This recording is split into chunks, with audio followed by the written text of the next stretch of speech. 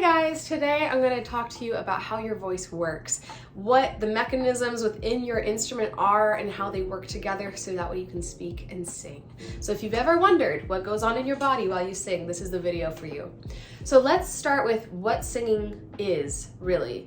It's really just one long focused exhale. That's it. So exhalation, key part of singing. If you zoom out a little bit more, you need an inhale before the exhale, right? So that's the first step. You got to inhale before you sing. That's the first step to making your instrument work. And I want to just emphasize this so much that breathing is the core of singing. That's why I'm focused on inhale versus exhale. What happens when you inhale? What happens when you exhale?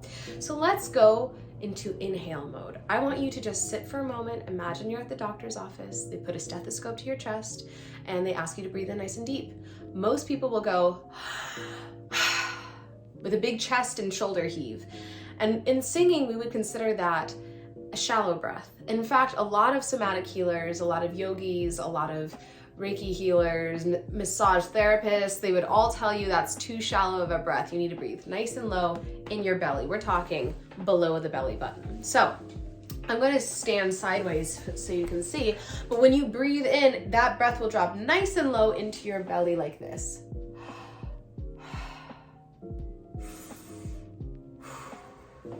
A great way to reset your breath and feel that expansion is by breathing air through an imaginary straw. So try it. You might notice that the expansion happens in your low belly and also a little bit in your low back. You might still have a little movement in your shoulders and chest, and that's okay. Just keep practicing nice low breathing. But that is the first step. So after you have accomplished that, you've inhaled deeply, good job.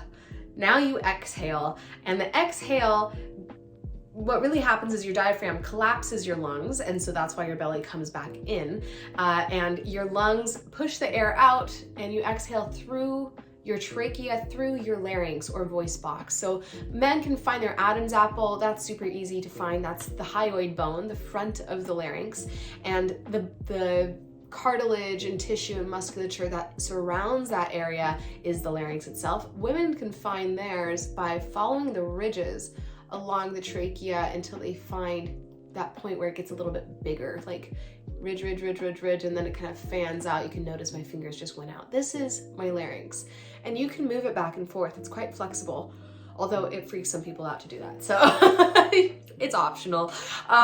You can notice that as you speak, if you want to hum, you'll notice things are moving in there and you can feel the vibration. The sole job of the larynx is to create pitch or notes. It is not to sing from. This is just to create the note that you're singing on. This is the powerhouse. This is the thing that controls singing. How soft, how loud, how fast or slow, how energized, how sad, how happy, all of it. It is with the breath. So this is subconsciously controlled as well. So far, this is the only thing that can be consciously controlled, your belly, right? Your breath, but your larynx is subconsciously controlled. What I mean by that is when you hear a pitch, I don't think, okay, right, I need to contract this and tilt that, and then I'll be able to sing it. No. I just hear it. I really actively listen, which is a key part of singing as well. My brain will process it and it will coordinate my larynx for me. I do not have to consciously do that. I don't have to go, I don't have to do that. I can go, I just think and go. And so that is something that you have to develop trust with your instrument, is the ability to hear and then just go. Oh my gosh, this sinus infection's killing me. So all that to say, the larynx is subconsciously controlled, and you are simply pushing air, or exhaling air is a better way to put it, exhaling air through it, and it will create a pitch. Each pitch vibrates at a different frequency, meaning that the faster the airflow, the faster your vocal folds will come together, the higher the pitch, the faster the frequency. The lower the frequency, the lower the pitch, the slower the airflow, so that way the vocal folds come together slower. This is a concept called Bernoulli's principle. It's a physics rule. And Bernoulli's principle is the idea that if you had two pieces of paper right beside each other and you blow air between them, they won't fly apart. In fact, they'll come together at the rate with which you blow the air through them. And your vocal folds rely on this principle. So that is why the faster the airflow, the higher the note. The slower the airflow, the lower the note. That's typically what you need throughout your range. So it takes more air to sing higher notes and it takes less air to sing lower notes.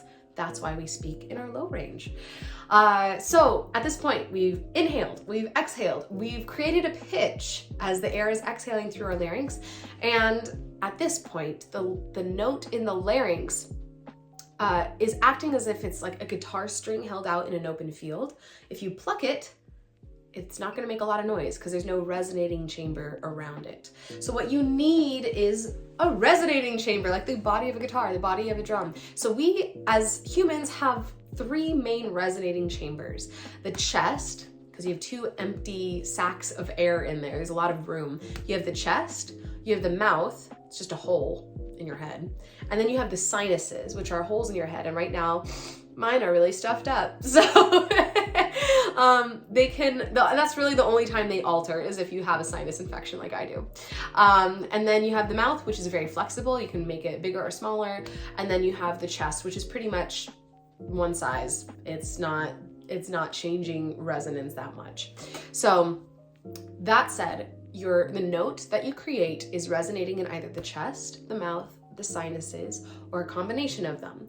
You might notice, or have heard of this before, that the chest is also known as chest voice. It's what we do in our low range. We sing in our chest voice. This is chest voice. I feel it down here entirely. And then up here, we sing in head voice. It's all hanging out in our sinuses. Head voice. I don't feel any of that down here. I feel it resonating and vibrating up here, sometimes even higher. Sometimes it's like an out-of-body experience, which is kind of crazy. So at that point, it's resonating, and now it needs to come out of our body to project and create words, which is something that no other instrument has. So what we do to create words, we use 5 what are called articulators.